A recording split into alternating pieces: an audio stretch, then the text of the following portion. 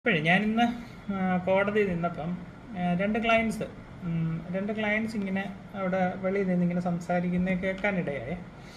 അപ്പോൾ അവർ പറയുന്ന കാര്യം എന്ന് പറഞ്ഞാൽ, അതായത് ഒരാൾ മറ്റൊരാളോട് പറയുന്നതാണ്,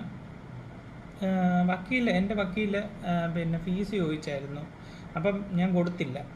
പുള്ളി എന്ത് ചെയ്തു? പുള്ളിയാണെങ്കിൽ കോടതിയിൽ ചെന്നു, എൻ്റെ കേസ് വിളിച്ച സമയത്ത് പുള്ളി എഴുന്നേറ്റ് നിന്നു, എന്തോ ഒന്ന് പറഞ്ഞു, ഒരു വാക്ക് പറഞ്ഞു, പ്രസൻ്റ് എന്നോ എന്തോ ഒന്ന് പറഞ്ഞു, പുള്ളി അവിടെ ഇരുന്നു. ഇത്രയേ ഉള്ളൂ. അപ്പം അതിനെന്തിനാ ഫീസ് കൊടുക്കുന്നത്? പുള്ളി പ്രത്യേകിച്ച് ഒരു കാര്യം അവിടെ ചെയ്തില്ല. അപ്പം അതിന് ഞാൻ എന്തിനാ ഫീസ് കൊടുക്കുന്നതെന്നാണ് പുള്ളി പറയുന്നത്. അപ്പം നമ്മളൊരു കാര്യം ആലോചിക്കണം. കുറ്റം എന്നല്ല, ആരുടെയും കുറ്റം എന്നല്ല പറയുന്നത്, അത് നമ്മൾ മനസ്സിലാക്കാൻ വേണ്ടി പറഞ്ഞ ഒരു കാര്യമെന്നേ ഉള്ളൂ. അതിനിപ്പം പറഞ്ഞ ആളെ ഞാൻ കുറ്റം പറയുന്നില്ല, ഒന്നും പറയുന്നില്ല. അപ്പം ഇതിൽ ഒരു കാര്യമുള്ളത് എന്താണെന്ന് വെച്ചാൽ, നമ്മളിപ്പോൾ ഒരു ഹോസ്പിറ്റലിൽ ചെന്നു എന്നിരിക്കട്ടെ.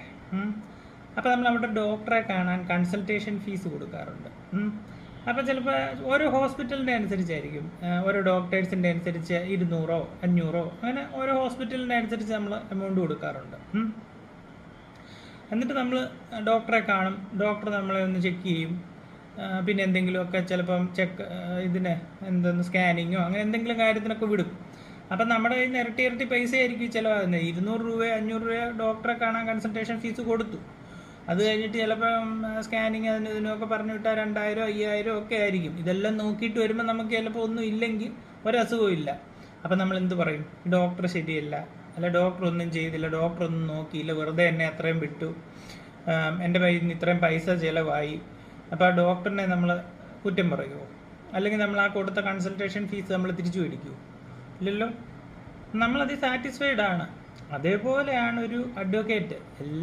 അഡ്വക്കേറ്റ് ആയാലും ഡോക്ടർ ആയാലും എല്ലാവരും ഒരു സർവീസാണ് ചെയ്യുന്നത്. അതിനുള്ള ഒരു എമൗണ്ടാണ് അവർ മേടിക്കുന്നത്. ചിലപ്പോൾ ചെറിയ എമൗണ്ട് ആയിരിക്കാം, ഓരോരുത്തരുടെ ഇതനുസരിച്ച്. ഇപ്പം ഡോക്ടർമാരെ പോലെ തന്നെ ഡോക്ടർമാർ പലരുടെ ഓരോരുത്തരുടെ ഇതനുസരിച്ചായിരിക്കും അവരുടെ റേറ്റും ഫീസും കാര്യങ്ങളൊക്കെ. അതേപോലെ തന്നെ ആയിരിക്കും അഡ്വക്കേറ്റ്സും, അവരുടെ ഓരോരുത്തരുടെ ഇതനുസരിച്ച് അവർ ഫീസ് മേടിക്കും. നമ്മളൊരു കാര്യം ഇതിൽ മനസ്സിലാക്കേണ്ടത് എന്താണെന്നറിയാമോ? നമ്മൾ ഒരാൾക്ക് വേണ്ടി, ഒരാൾ ആരായാലും ഇപ്പം മറ്റൊരാൾക്ക് വേണ്ടി സമയം ചിലവാക്കി, അവരുടെ ആ ഒരു ഇത് ചിലവാക്കി അവർ നമുക്ക് വേണ്ടി ഒരു കാര്യം ചെയ്ത് കൊടുക്കുമ്പോൾ നമ്മൾ അതിനൊരു ചെറിയൊരു ഫീസ് കൊടുക്കുന്നു. വലിയ എമൗണ്ട് ഒന്നും ആയിരിക്കത്തില്ല. അപ്പം ആ ഒരു ഫീസ് നമ്മൾ കൊടുക്കുന്നതിനിങ്ങനെ ഒന്നും ചെയ്തില്ല, അല്ലെങ്കിൽ അവരവിടെ വന്ന് നിന്നതേ ഉള്ളൂ, അവരൊന്നും പറഞ്ഞില്ല, അങ്ങനെ പറഞ്ഞ് ചിലപ്പോൾ ആ ഒരു റെപ്രസെൻറ്റേഷൻ അത് മതിയായിരിക്കാം. പ്രസൻറ്റ് എന്ന് പറഞ്ഞാൽ അത് പറഞ്ഞില്ലെങ്കിൽ ചിലപ്പോൾ വാറണ്ട് ആയെന്നിരിക്കും. അങ്ങനെ പല കാര്യങ്ങളും സംഭവിക്കാം. അവിടെ ആ ഒരു പ്രസൻസ് ഇല്ലെങ്കിൽ, ആ ഒരു വ്യക്തിയുടെ അഡ്വക്കേറ്റിൻ്റെ ഒരു പ്രസൻസ് ഇല്ലെങ്കിൽ